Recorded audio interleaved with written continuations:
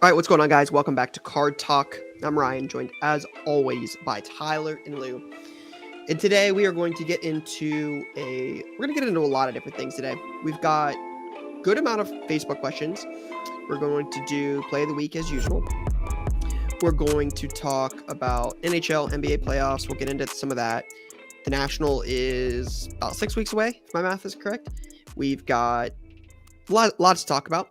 But first, like always, we're going to start with what's on your mind.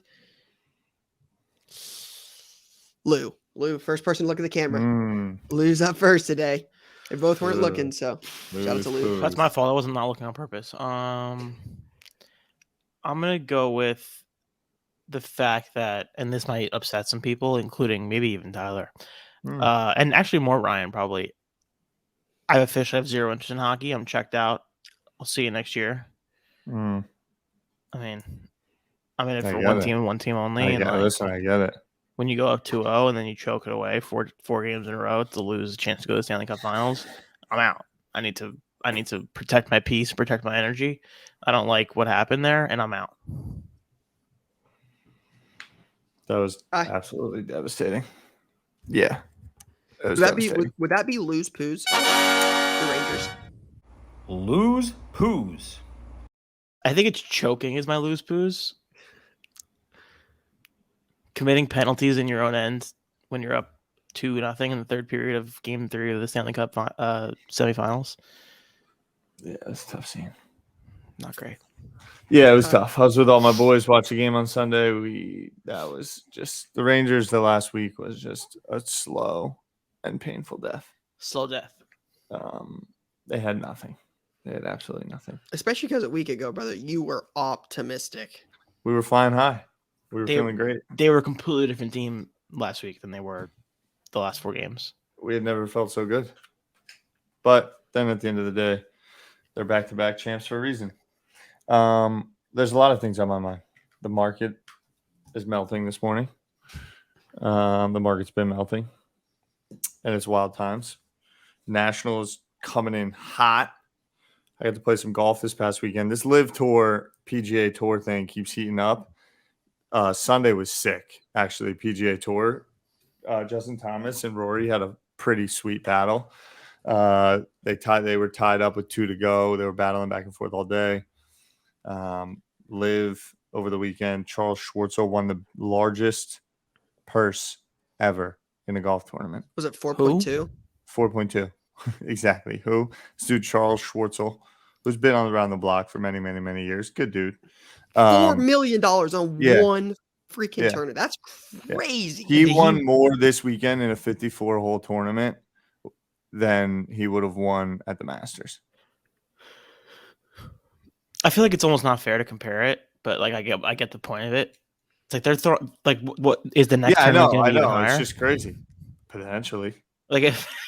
And I'm also looking at the standings, and the top 3 are all from the same team. Is that like a super team now? Like, how does that work?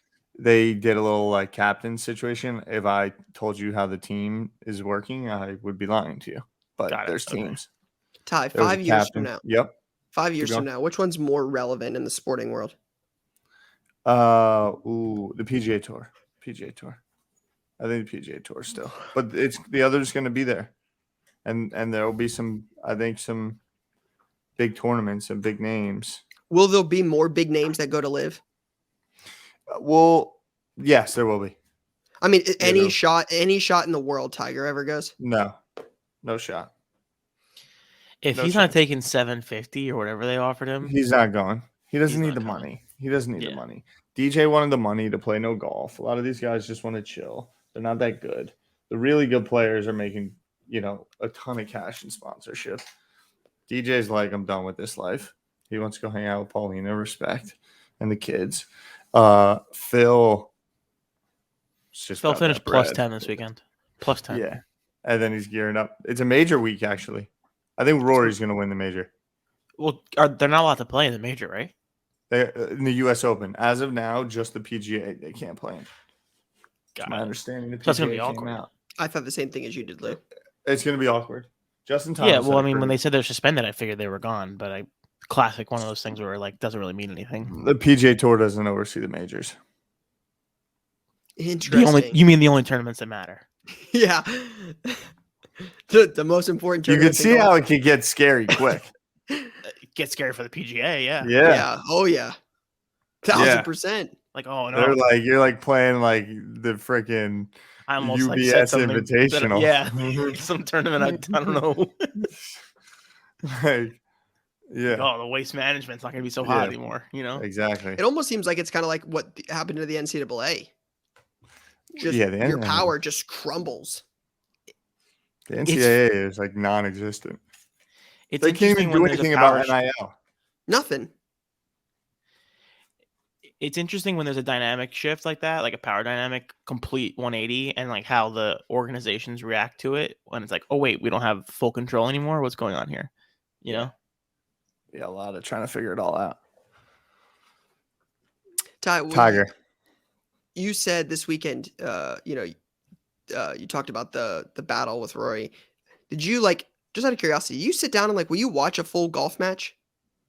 I watched a good amount on Sunday. I played, and then I watched a good amount, but that's because I threw 50 on JT at plus 600 like early in the round. I think he was 4 holes in. So I watched the back 9. But yeah, like if there's good players in contention playing each other on Sundays, I definitely get to watching. I respect it. You did have a nice little F1 win. I did have a nice little F1 win, actually. I woke up like 6:30 Sunday. I was supposed to play golf at like 9. It was like raining a little bit. So we were like kind of just feeling it out. Post Rangers loss. Wasn't feeling too healthy. And I was like, yeah, Max is going to win this. And Russell's going to podium. And then thankfully both of your cars just completely failed. Drove off the track. Shut it down. Hamilton's I didn't see back. anything. I was sleeping the whole time. I guess Hamilton's back was all. Yeah. What was going on? What His happened car with was that? just bouncing all over the place, or did he have like a bad What's seat? it called? Porpoising? That's why his back was hurting, because of the porpoising? Yeah, because the car just bounces the whole race. Yikes. It said it's really bad right now for Mercedes. They finished 3-4. Yeah, did you see Russell's Lewis an elite barely driver. get out of the car? Yeah, he was like, Yeah. That's crazy. He likes a good pomp and circumstance. That man loves Loves a good to play storyline. it up. Yeah. It's all about the story. It's all Yeah, about the story. 100%. He knows. I think the big thing for me on my mind today is big show this weekend, Father's Day weekend, 2-day show over in Indy, the Midwest Nice. Monster in Fishers, Indiana, just basically north side of Indianapolis. And I think I'm most intrigued to see what happens during the market's not in an amazing spot. It's just not. Let's call a spade a spade. So it's going to be interesting to see what a big time show looks like in such a, I think, down market. Like there are some things that are up, some things that are hot, some things people are still looking for. But I think there's I think it would be naive to sit here and say sports cards, are on fire as we sit here today and record. So seeing what a big time show looks like in a down market, I think is, I think that's what I'm really I'm beyond curious to see. I think it's, I'm excited to talk about it next week. So. Right. When obviously, we can get into the down market thing a lot. I think it's pretty obvious what's happening, and it's very self-explanatory. But do you think that it has a bigger effect on single sales or breaking or both? It's something I've been thinking a lot about in terms of I'm hardcore buying stuff right now, buying jet stuff right now, and I'm trying to decide if I want to wait 3 weeks and just see what happens. Because I don't necessarily want to spend a whole bunch of money on something right now. If in 6 weeks it's going to be a whole lot cheaper, which it probably will anyway. Sure. So which one do you think it has more of an impact on? Singles. Interesting. I think it's the other way. Do you? I do, yeah, because I think people can rationalize a single as an investment as opposed to. Yeah, I guess that's true. I would probably say you're right.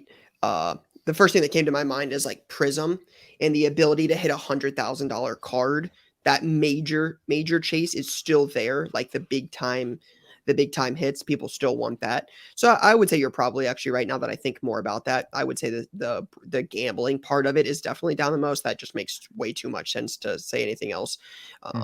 Again, just when it costs so much more to do anything in life, the first thing that goes away is going to be, Yeah, people don't have $1,400 to spend on a box to watch someone rip a box on their phone. Yep, sure. Yeah, I would agree. Yeah, I would agree. I just think, again, the market's down, and I just think a lot of the card collectors have become like more mature, more well educated. Like people have been in the hobby for a while now, right? COVID did a lot to get people in here, so I think there's again, just the market's become more mature. So yeah, I think, and the three of us can give our take, but like,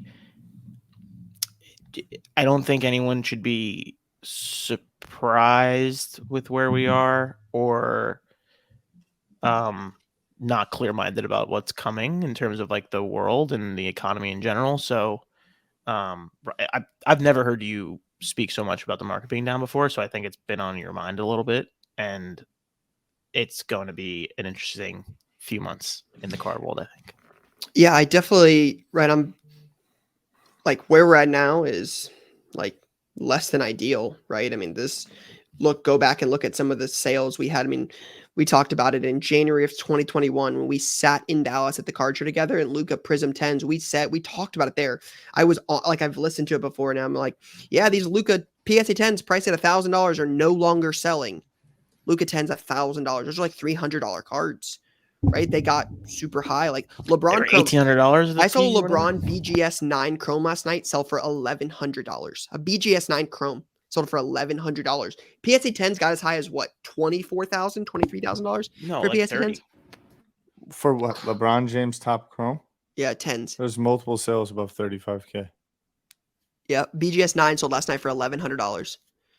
So during the market, if that PSA 10 sold for that, you would assume, again, I don't know. I mean, how high has a BGS 9 ever gotten? 7,000, 8,000? Like that card's $1,100 now. Like it just, people are being smart. Now, again, it's good. I think this is, if you're in this for the long haul, there's going to be opportunities. The market comes up, market goes down. Like this is just how it works. That, like, how long a game are you trying to play on this? I plan to try to do this as long as I can, forever, ideally. So Yeah. if there's things I think you believe in over the course of 50 years, I think you're going to be able to buy some of those pieces at a fraction of what they're going to be worth 50 years from now.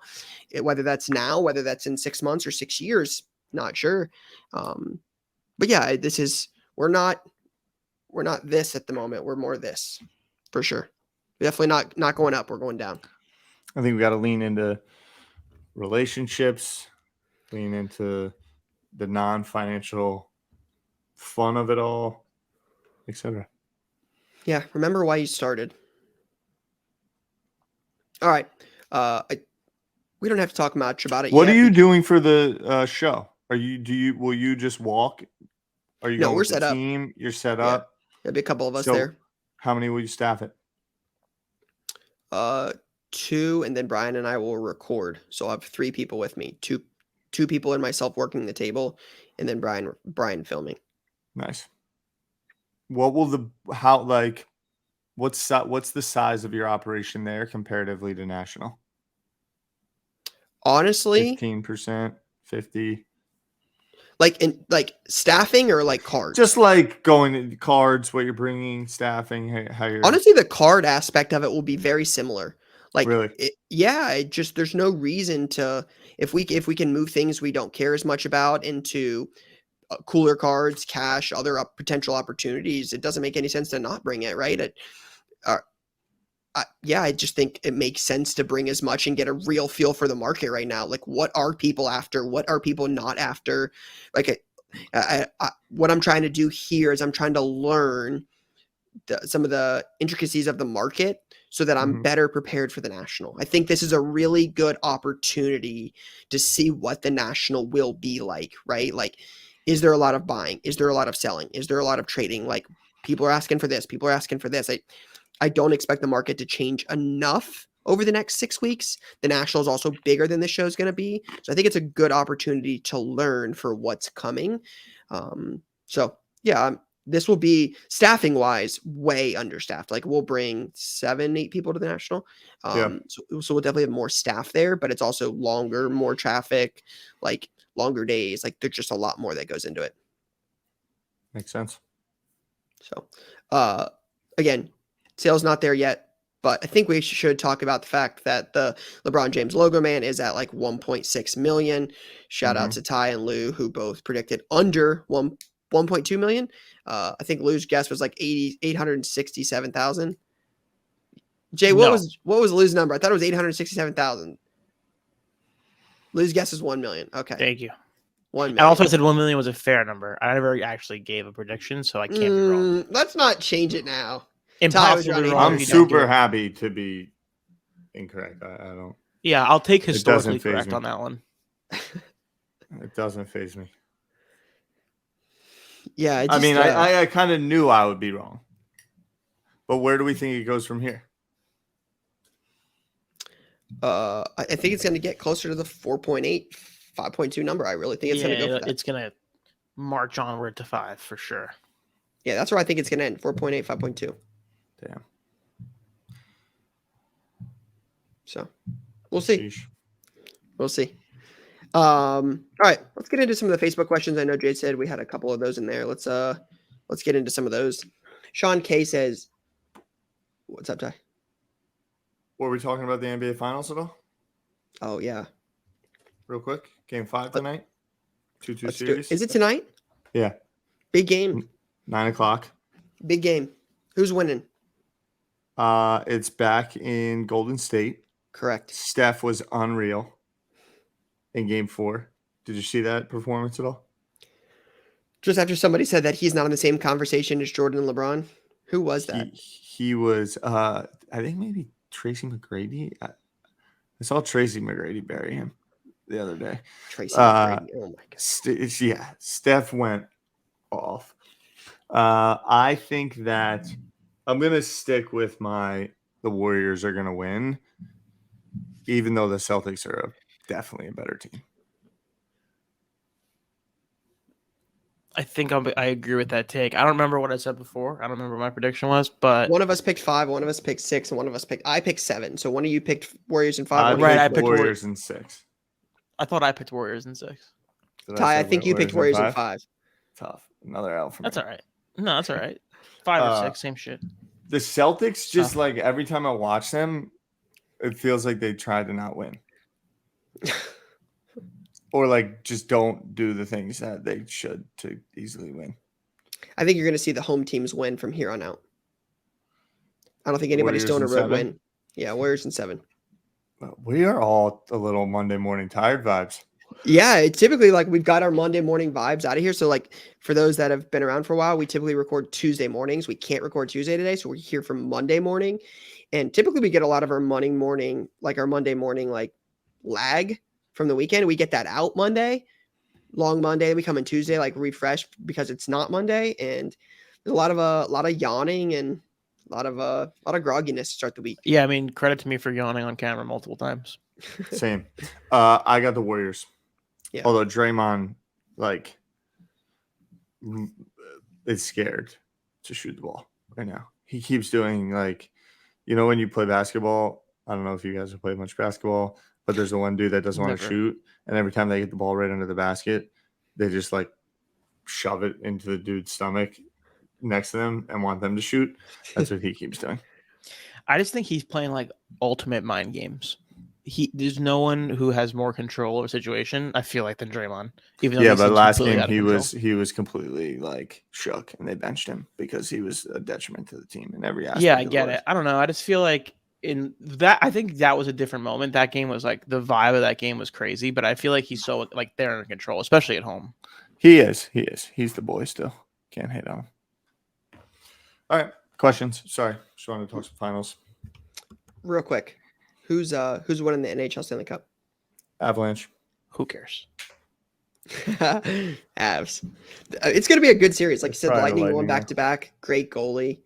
But Avs, man, they're good. They're both good. I'm excited. Wish it would have been the Rangers in there just for, simple fact that it would have been nice to see you guys have a team there. That would have been but cool. It's going to be a good series. All right, Sean K's question is: right now a good time to buy, grade, and flip football with the season right around the corner?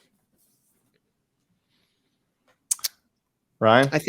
I think there's opportunities to do that. I think football, right, has definitely been on the rise. Feels like it's one of the sports that's been on the rise over the last 12 months pretty consistently. I feel like that's the sport that's going the right way. As it tries to catch up with basketball. But I think you just got to be strategic, right? Grade how? Grade, like, what are you grade? Is there opportunities? Yes. Does that mean any football card is worth grading and having by the season? Not sure. I would say no, right? I think you've got to be strategic about it. I think the stuff that people are going to want has an opportunity to be graded. I would say that it is going to be a very interesting summer for the market. And I think that there will be two ways to buy, sell, flip. Performance, so prospecting, trying to take a couple shots on some people that have performed well early in the season. And there will be gambling, aka cracking wax, pulling something big, and flipping it out. Otherwise, I think you're going to see very slim margins in this current economic state. And I would start to, if I was playing football, look at some of the legendary quarterbacks. I think Aaron Rodgers, those types of players, to hold on to for a little bit. Yeah, I That agree. would be my I think, strategy in football. yeah, aligned. If there's anything that feels like a good it feels like a good time to do that type of flipping with, it's football. So, I would play it as safe as I possibly could with quarterbacks and go from there. Love it. All right. I think it's Merle. What are your favorite non-sport cards to collect? For example, Pokemon, other TCG, Disney, Star Wars, music, celebrities, etc. Celebrities for sure. Pokemon for me. No doubt about it. I don't think I feel strongly about one over the other. I do like collecting like the celebrity stuff. Like I've got, Kardashian duel, Justin Bieber auto. I think that kind of stuff's unique. Gary auto. I have autos of Gary B. Stuff like that. But I also enjoy like Blastoise, Venusaur, Charizard, like OG Pokemon. Like I've got a decent amount of that OG stuff. Like that's what I first started in. So I enjoy collecting that and having that a part of the collection. So a little bit of both. Can't go wrong with an all-time Star Wars auto either, though. Like I like Star Wars. Harrison Ford, Carrie Fisher type auto. Like you just can't go wrong there. I loved that. I had that Luke Skywalker for a while. Yeah, I was pretty into that. All right, Matthew W says, Ryan, now that you've been using Whatnot more frequently, what selling tips would you give someone selling on Whatnot to increase profit margins? It's a great question, actually. Yeah, I think what Tyler and Lou's point said about football is probably what I would look at the most. Like, I did a Q&A on Whatnot on Friday, like after the shop closed. And that was one of the points I brought up was when you're live and you're selling, listen to what people are asking for. That is the stuff you should be going after, right? Like they're telling you what they want. If people are looking to spend money on what they want right now, not what they don't want, like sell what they don't want, get what you can for that, but put it into the players people keep asking for. I would imagine right now it is a lot of football quarterbacks. It's all-time greats. It's, vintage stuff. I think there's opportunities to buy, to buy and sell the things that people are asking for. So that would be my strategy is buy what the market is asking for. Listen to your audience. I don't sell and whatnot, but I think anytime you're live that you need to be engaging with. You can't just make it about you. You got to bring the audience in, engage them, give the people what they're asking for. They're there for a reason. Nick says, what, if anything, can change the football market? Only quarterbacks matter. Hall of Fame players go for peanuts. Kenny Pickett base cards will outsell Aaron Donald rookie autos. Will this ever change? Or is every other football position only good for PC? Is there any market you can think of that 99% is driven by 5% of the player base? I mean, that has to be a little exaggeration, right? Kenny Pickett can't be selling for more than Aaron Donald. Yeah, I mean, I think that's a bit of an exaggeration, but Okay, I think but it if might not you, be, which is I bet but- you there are Kenny Pickett sales that are non-autographed in the last 3 months that have outsold specific Aaron Donald rookie autos. I would imagine you're not wrong. But it's not been an exaggeration for a long time. Like Derek Carr rookie autos used to sell for more than, Michael Strahan autos, or thinking back in Yeah. 2014, who was relevant. Right? Like, I think there's always that opportunity. But again, like he mentions, will this ever change, or is that only good for PC? Well, I think a lot of people have PCs that are wide receivers, running backs, defensive ends, corners. So the fact that there are people PCing those guys makes those cards valuable, right? It also matters that guys have very few cards. Aaron Donald does not have a ton of stuff. He's not in every single product. He doesn't sign a million autographs. Like, he's the best defensive player of this generation and doesn't have a lot. Aaron Donald stuff sells for a ton of money. Go back and look at some of the PWCC sales recently that sold for Aaron Donald. I always forget his IG. It's like AD Collector 99, I think, on IG. He had some crazy Aaron Donald stuff, like 5-figure sales on some of Aaron Donald's biggest stuff. That those sales matter. But to sit here and say that like those guys will always compete with 101 Prism, Josh Allen, or Patrick, it's just not. I don't think it will ever be the case. I think those guys could take a bigger, could sell for more than they do now in the future. Maybe maybe not. But the quarterbacks, like, they're the leader of the team. I don't think it's ever going to be any different. That like Aaron Donald will outsell Matt Stafford. I don't believe that. Yeah, until the NFL changes to where it doesn't matter how good your team is, and unless you have a quarterback, your team sucks. I think it's going to be the same. It's going to reflect the same thing in card as well, and that's not changing. So that's my whole perspective. I think that when I think about the NFL, and when I think about one like allocation of salary cap, like the quarterbacks are what the NFL is built around, and then your line, but like offensive line, they're not marketing those guys in that regard. The end is like another real position. To be frank, Aaron Donald plays up the middle and like isn't like coming off the edge in the same way. But if you look at how a GM puts together an NFL team, like most of the skill guys, unless you're top tier, are 2-3 year contract. Like the NFL, and if you think about the NFL draft and you think about every year, what do they talk about? Quarterbacks going in the first round. So it more than most other sports, it's like quarterbacks and then by far and away everything else. You want to win a Super Bowl? What's the first thing you got to do? You got to figure out your quarterback situation. So it just changed so much since, like, again, you go back in 15 years and how many quarterbacks got taken in the first round?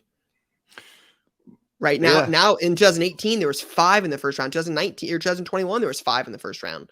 Like, you've got multiple in the top 10. Like, it wasn't this year. This quarterback class is not very good. I have a feeling next year you have 2 in the top 5 or 10.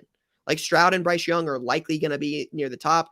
Will Levis from Kentucky will likely be near the top. It's just people are like, these guys have shorter windows. Like, Josh Rosen went top 10 and is no longer doing anything. Baker Mayfield was the number 1 draft pick and got passed up. Like, it just, you either figure it out or you don't. Like, the windows are small and quarterbacks are what people want. Like, and then when they're good, it's like Joe Burrow. They become that guy. You go to the Super Bowl after tearing your ACL, take the Bengals to the Super Bowl.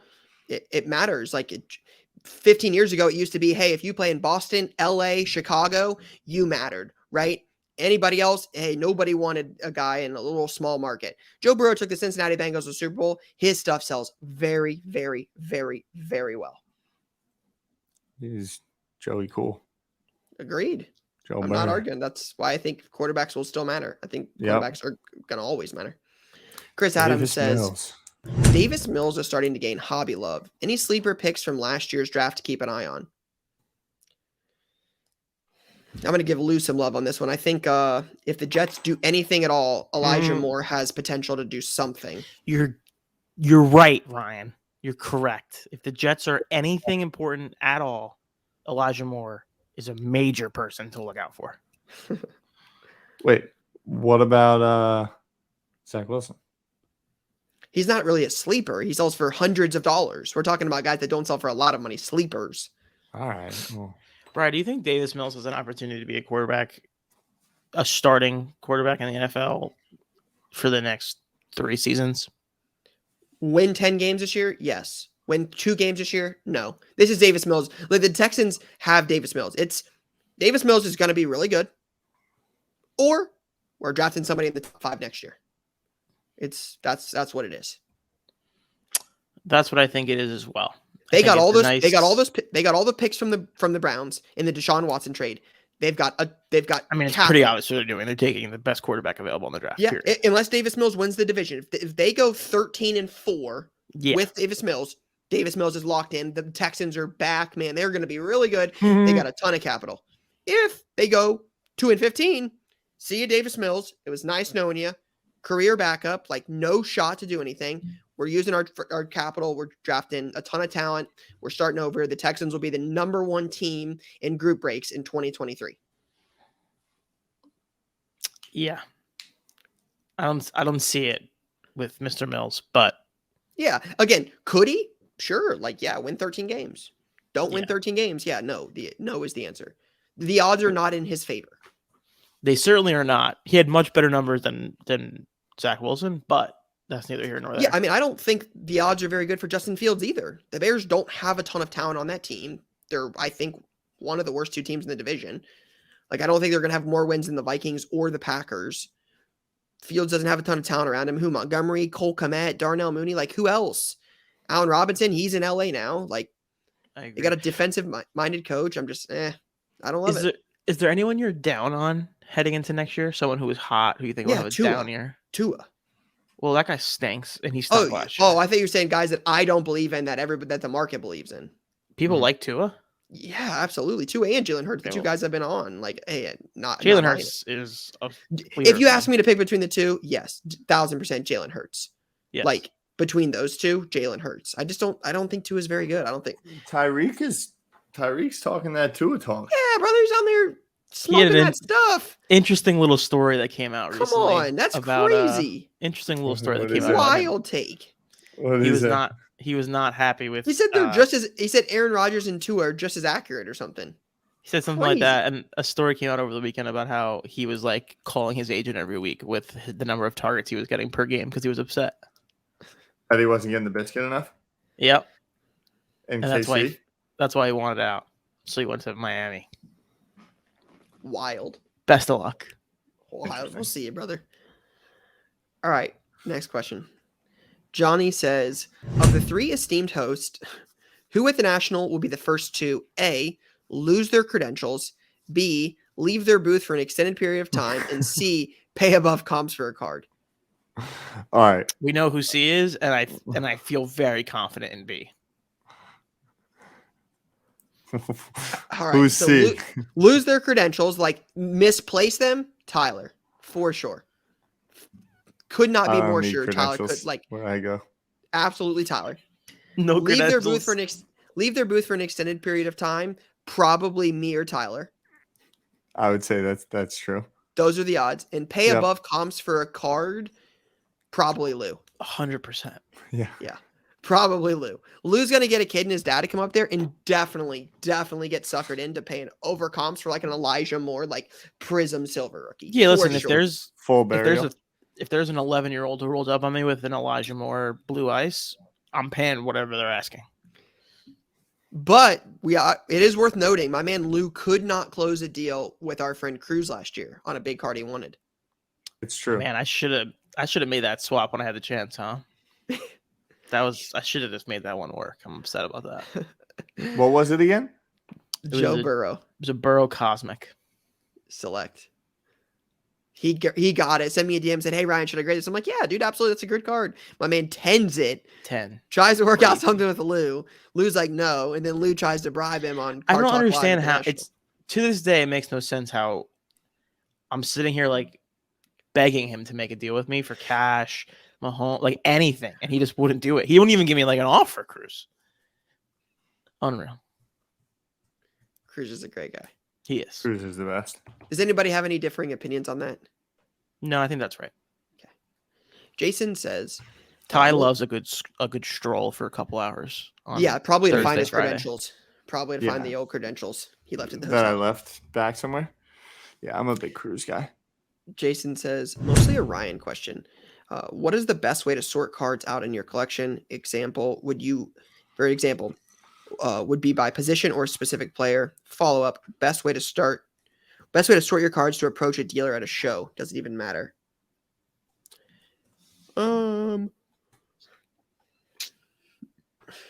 I think it's all personal preference. Like my PC, like my Ohio State stuff is sorted by player or set. Like I have most players together and then I pull like cracked dice out. If I'm like trying to get like a cracked dice of all of the Buckeyes that have ever come through, I'll put those in a different section. Going by up to a dealer, I typically have it sorted by like price point. So I think that's a good way to start, not just have everything scattered in the box. So like anything that's, again, when I used to go up to dealers, right, and had a 2-row box of stuff on me, younger Ryan, I would take, I would have the cards in the mags, like the better stuff. I would have those in like one section. And then I would have, like top loaded cards in the front and say, hey, these aren't as good. The premium stuff and the not so premium stuff. Yeah. Oh, yeah. And I mean, again, if you want to get more specific, you could probably break it down by sport. Maybe not everybody collects baseball, football, basketball, but to be honest, I would rather sort of by value than I would by sport. But again, to each their own. I don't think it matters. It's very personal. Yep. Mike L says, with the inaugural LIV Golf tournament this weekend, the PGA Tour banned some of the biggest names from all PGA Tour events. Dustin Johnson, Phil Mickelson, etc. What will happen to the value of those athletes' cards? I think that Nothing at all. I don't know, man. Really? Wow. I don't know. You think Phil Mickelson's value is going to go one way or the other because he plays in a different golf tournament? Well, no. I think that for specifically the two names, Dustin Johnson and Phil Mickelson, I think that Dustin Johnson has now shown, I mean, he never cared. It's actually crazy how little he's cared his entire career.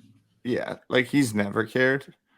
But now he it's stunning. He's made hundreds of millions of dollars. He's gonna play golf in 10 tournaments. He'll probably play 14 tournaments a year as opposed to like 30. Is that the big thing? Again, 40? I've not followed this, Ty. Is that the biggest difference between them is just volume of tournaments? So I think it's Big 8. first, I think less it's quantity? 8 to start. Yeah. I think it's 8 tournaments to start. Plus the 4 majors gets you to 12. They'll probably go to 12. You're talking 16. Down from 30, 35 maybe. So just like his name and he leaned into it. He's like, I don't want to play golf. Like, the reason I'm doing this is so I don't have to play golf.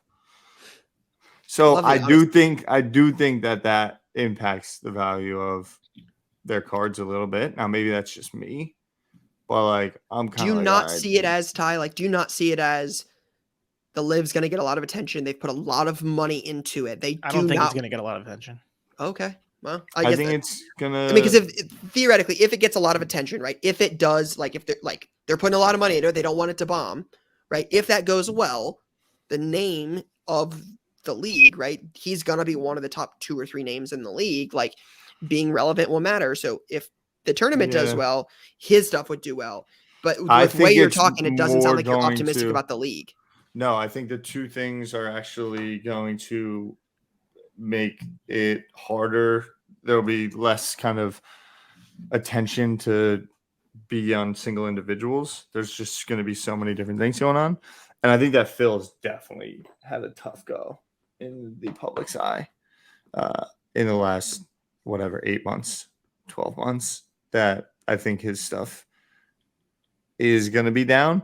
And I would say at the end of the day, Tiger maybe bodes the best for him, but it's not like he's a saint either per se.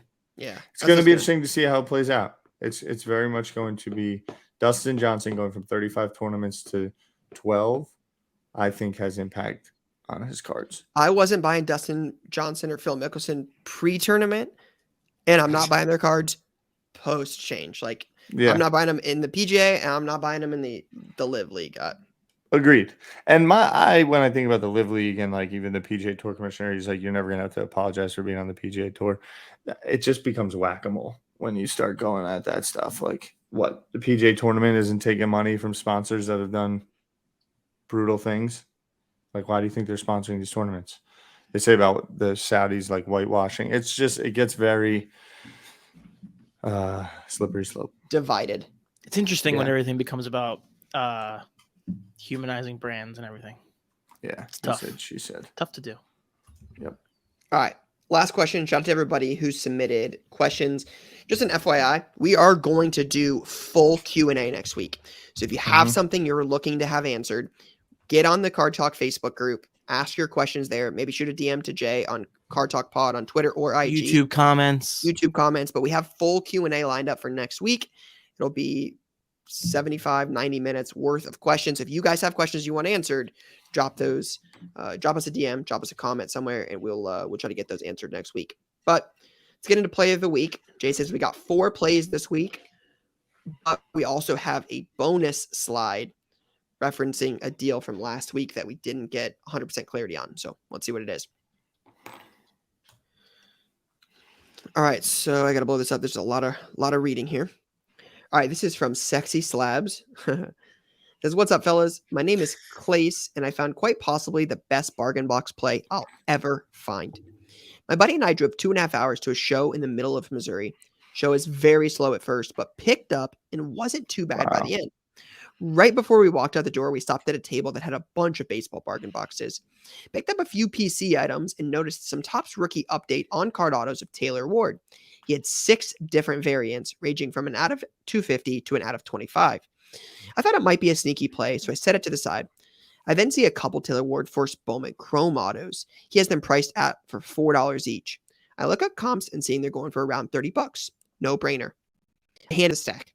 He gives me a price, $40, and I pay it and move to the back with my friend. I move back to my friend. I tell him about the deal, and he goes back to the dealer's table and buys a few more Taylor Ward cards. We then pack up our stuff and walk out the door. As we're driving home, my friend looks up comps and sees that a Taylor Ward at a 25 recently sold for $700. Our minds were blown. We looked up all of the cards we had gotten. Lowest comps on the 6-card lot I bought was $40. The lowest comps on the 6-card lot I bought for $40 was $850. As of now, I've already sold an out of 25 and an out of 50 for a net total of $550. Was happy to send them to a buyer who has now completed the rainbow for his own personal collection. What is happening? What is this person doing? These autos are selling for like $100 each. This could be something that would have been in my box. I don't know baseball well enough, so I might just, maybe just get bored. I have a hard You time don't think believing. you're checking a number? Yeah, you're definitely checking a gold and orange auto. Could not be sure. Could not be more sure. I mean, I'm looking. There's multiple sales at this number, which is why it's weird. Yeah, but I mean, you also got to remember that this is why value boxes are what they are, right? Yeah. Like when the market is volatile, you're checking your showcase cards, you're checking your better stuff. You're not going in the value boxes on a lot of this stuff. If you don't follow baseball, like there could be a Taylor Ward auto in our shop. I'd have no idea, no clue, right? So you're just not going through them every day. You charge him $40 for all 6 of those cards, That's the part that's crazy, right? and he's going to a card, like he's setting up. But at you can card go to a shows. show and buy an out of 25 auto of a guy from 5 years ago for $5. Like that's not uncommon. That's true. So like if Taylor, like these cards aren't super old. I mean, this is what 2017, 2018 Topps Chrome. That's 4 years ago. You're not going back through a box. And I mean, again, like it just. All right, I got a question. Say this happens to you. Mm-hmm. Say you're sitting there and you're at your table and someone pulls these 6 cards out of your value box, sets them in front of you. My spidey sense is, okay, hold on, there's something here. Let me actually check comps. Sure. Even if the box says $5 a card, If that is, How do you- I could not how be do more you- sure. That's one of the most disrespectful I'm things asking you could how do. do you I'm asking you how do you navigate that? You bought these. If they're marked at $5, you're getting them for $5. I'm not offering you a discount, but if I price it at there and I did not find the card, it's yours at whatever it's priced at. Wait, what's disrespectful? What do you mean? Like Ty saying he's sitting there. Somebody's like, okay, cool. Somebody pulls out all these 6 cards and they're like, hey, I got these 6 cards. I'd like to buy them. And like he's going through the boxes and So Ty's saying it's like this is $30. It's 6 cards. Ty's box looking is them up $5 a and card. he sees the prices are like hundreds of dollars. He's saying, what do? You honor them. Yeah. I just don't think you're saying it's disrespectful if they change the price. I don't think. yeah. Tyler's saying Oh that. man, sorry. These shouldn't have been. No, in I'm there. just asking like how that's I how think you play that? it's $30 fully dependent on. Yeah, I think it's fully dependent on how it comes to you. If you're digging through a box, you find it great. If they're coming to you as Yeah. singles, it's a whole different thing. And it just like now I've gone to tables before, like in Dallas, where like guys had their buddies accidentally put cards back in the wrong box. Like I was going through a $5 box and somebody had like a 101, a Saquon auto, like Kyler Murray auto, like a LeBron James game used patch. Like if you see stuff like that, like I'm typically calling that stuff out, like because that seems super, super obvious. Yeah, I mean it's a crazy. tricky, I mean, now that I say it, it's definitely a trickier situation. Like again, I just think if I intended for them to be in there $5, like that's what they were there for, and somebody found a good deal, like I don't think I would change. Like it seems. I mean, these are like it's like a couple $1,000s worth of cards, right? Yeah, look them up before the show starts. Don't put on them out for some sale. level, that's on you. Yeah, don't put them out for sale at $5 if you don't want to sell them at $5. That's what preparing for a show means. I get it. I agree. I'm just I'd be like, all right, wait. There's a rainbow of all these dudes in here. Like, I don't know. I'd love to know what the seller had going on. Yeah, I mean, I found like I've talked about it before, like the Ted Johnson Skybox Rubies. I found in a quarter box at Dallas, sold for $143, $148. Right? That's what value boxes are for, right? You're not spending. Most people are not spending time going through there checking all of their $2, $3, $4, $5 cards. It's just you're playing the law of averages. You're hoping you sell a bunch of those cards there at $5. It pays for your table and you move on. Like sometimes you sell something that isn't worth $5. Sometimes you sell things that are worth $500. I think it averages itself out. All right, Agreed. next play. This is from CD Dunn. So Connor says, my play of the week is this gold K-Mag Topps Chrome 2020 that I snagged for just $10 in December. Had zero clue what F1 was when buying this, but I heard the boys in the podcast talking about F1, so I bid on this random auction. Just recently sold it for $160. Don't do that anymore. Don't just What? randomly buy things because we say to buy it. That is pretty wild. I love that though. He bought in a lot. That's funny. So I bid on this random auction. I mean, 10 to 160 is pretty good for something you had no idea about. Can't complain for sure. Yeah, that is wild. It's like finding $150 in your pocket. K-Mag, Team Haas. Haas is finished. Yeah, down bad. It's over. Bro. Got those Ferrari engines. We can't even get in like Can't even it's race. They don't even compete. No. It's all been since you guys said your Team Haas too. No, I'm I think it's riding Conor it out, McGregor. but No. geez. Go back and check the tapes. You guys got on Team Haas and they have not done well. All right, so you want me to get off for the next race? I'm off for the next race. On. We'll see what happens. I'm on. I'm only on. All I right, was next- willing to sacrifice for Team Haas. next Tyler is play. not. All right, this is from Coca Sports Cards. Kyle says, what's up, guys? Got a pretty cool play I did a few weeks back. My local shop got their hands on a case of Dynasty F1 for release. Only case in the Charlotte area. He told me he was expecting the case, and I could have first dibs at it if I had interest. So I told him I would take it. While waiting on it to come in, I couldn't find any info online as to what they were going to go for other than what pre-sales were. Offered it to a few of the bigger collectors in the hobby, including Ryan, LOL. Well, by the time Ryan got back to me, I had already sold it, unfortunately, so we weren't able to make a deal on it. But anyways, I had paid $10,000 and sold it before it landed for $13,500. And as soon as it and sent it out as soon as it got in, I held the box for less than an hour. Not a bad ROI. Also, a day later, a blowout made a post that they were buying these cases for over $16K a piece for $16K a piece of any dealers that had them. Made great money and still left plenty of room for the next guy. Thanks, guys. Definitely got offered this for sure. I can confirm. Got offered. Didn't buy.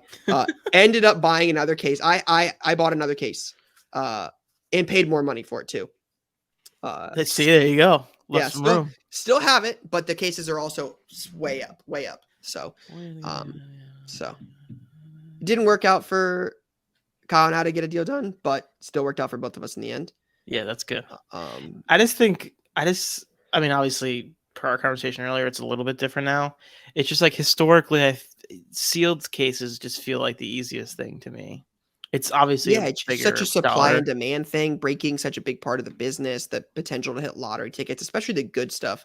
I'm not saying keep your Prism draft picks collegiate, but your Prisms, your Flawless, your NT, your Dynasty, like main that kind products. Of stuff. It's like breakers so always want that stuff. That's where the good stuff is. Like that's the stuff that breakers can always fill. It just seems like a play. Agree. So, all right. This is from Upstate Game Traders. Wow. All right. So back in spring. Okay, wait. Hold on. I don't know which way I'm supposed to read this, but I think I got it. All right. So back in spring 2021, John from Upstate Game Traders purchased 20 $10 packs of Topps Premier League Lacrosse 2020 Championship Series. Having played the game since 10th grade and being a collector of the sport, the play made sense to him, especially since it was the first print run Topps had ever done for the sport. In November of 2021, John pulled the first 101 for Upstate Game Traders, the 2020 Topps PLL Grant Ament Gold Championship Series autograph out of a $10 pack. On February 15th, 2022, John submitted the card to PSA for express grading for about 150 plus tax. He did this because Grant is one of the best players in the league and was one of the most sought-after cards in the set. John was also getting big offers for the card and wanted to establish its existence on PSA. On June 10th, he sold the Grant Ament Autograph 101 to a private buyer for $15,000, resulting in what he believes to be one of the most expensive lacrosse cards ever sold. This sale alone resulted in about 100x return on value. Then showed us some love on IG in the same post. That's crazy. Back in June 2021, this is the post. Back in June 2021, John, a.k.a. Garbs Cards, was listening to an episode of Card Talk and heard Tyler mention making a play on the upcoming PLL Topps lacrosse cards. John was already collecting lacrosse cards, but had not heard about the Topps PLL collaboration until now. Not long after hearing this news, John put in a pre-order for the Topps Premier Lacrosse League 2020 Championship Series. Fast forward to a random night in November 2021, John pulled the first 101. Play of the week year, partly inspired behind Card Talk Pod. That's a fire card. That's crazy. Yeah. Grant went to Penn State. Grant was I think he left college. He's one of the top scorers of all time in college lacrosse. No, nothing about it. Easily one of the best players of all time. Filthy kid. That's a big play. Nice work. That's a very large play. Yeah, that's my winner. So. Yeah, I think it's my winner too. I mean, for sure. Yeah. I love the trust your instinct. You've played it for a while. You know about it. Buy some $10 packs, take a little chance, do a little rip, hit a monster. That's crazy. Yeah, this would be my winner. Yeah, that's good stuff. Yeah, for sure. That is good stuff. That's pretty good. There's some good plays this week. Go back through. Just to taste it. Just taste and feel it. The case is great. Shout out to the case. Love a good K-Mag. Love a good K-Mag. Love $1 the value box play. That's crazy too. Some good plays. True. Good Great plays. All right, Jason, we got one more bonus slide. All right, so oh my goodness, this is fire. Western New York. So this was last week. He had the play with the Jackie Robinson 52 Topps card. Yes. It says, hey guys, I know you were curious about what was all in the memorabilia collection. Here's just a sampling.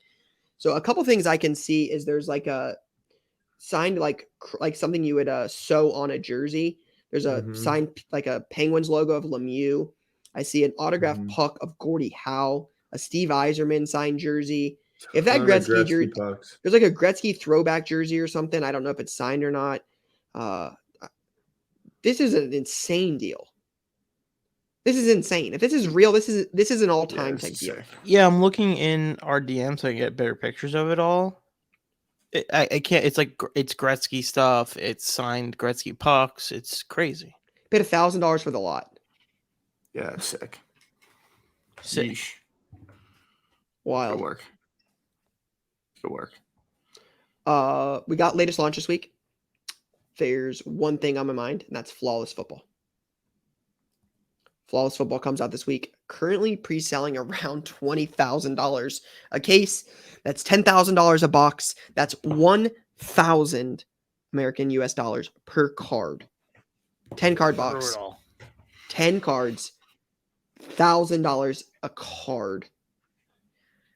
And likely, yeah, Jay said, "Oh, what recession? $1,000 a card, and it will be popular, right? It is what it is. Like people are searching for big hits, super game use, patch auto 101s, like crazy stuff. It's the product, right? It's always like Prism Football. Look at Prism Football. Like it's wild, but the good stuff it matters. Like that's what people want.